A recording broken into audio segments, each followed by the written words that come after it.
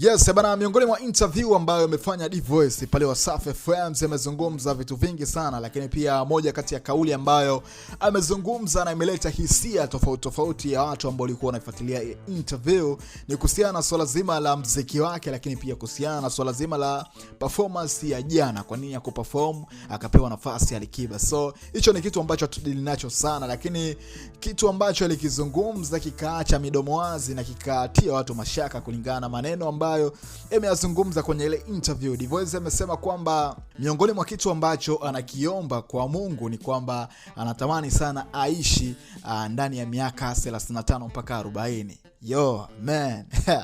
Bwana, hii kitu hata nikikwambia kuna namna unaweza ukajaribu kufikiria mara mbili kwamba kuna watu wanatamani waishi miaka 1000 lakini kuna wengi wanaishia 70, 80, lakini D-Voice anatamani aishi miaka 35 hadi 40.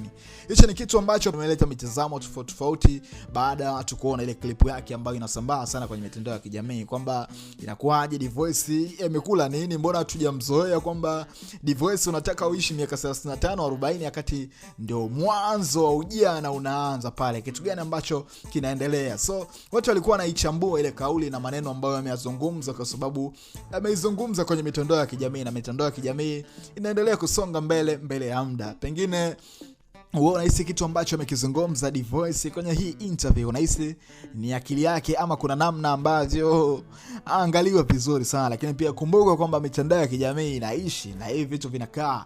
Next time miaka 3 mbele 5 mbele akiona hii clip, je, ata accept kwamba ilikuwa ni yeye ambaye alikuwa anatamani afe kwenye hiyo miaka 35 40? Angusha maoni yako hapo. Mimi naitwa Rizky bwana Alibi Kitengo, get nothing more papao. Ndoto yangu ya pili baada ya kufanikisha hiyo, nishamwombaga sana Mungu sipendi kuishi umri mrefu. Yani Mungu anijalie nisiishi umri mrefu sana ni. Kama miaka mingapi? Yani kama itatokea hata nipo utajiri sasa hivi na miaka katika 20 na nisizidi hata 35 au 40. Kwa nini? Yani sipendi tu kuishi umri mrefu. Sasa miaka 40 ni mzee. Yani miongoni mwa ndoto zangu, sina zungumza mimi ndoto zangu, yani katika sala zangu. Ndoto gani? Naomba Mungu anijalie niwe boss, nifanye muziki niwe boss. Uzuri pia njia naziona kwa sababu kama unavyoona nimeajiri vijana wengi. Mimi timu yangu na watu 25 na wote nawalipa. Na wote wanapata riziki kupitia mimi. Inshallah kama unavyoona na DJ wangu wana familia wengine nao, kwa riziki zinasambaa.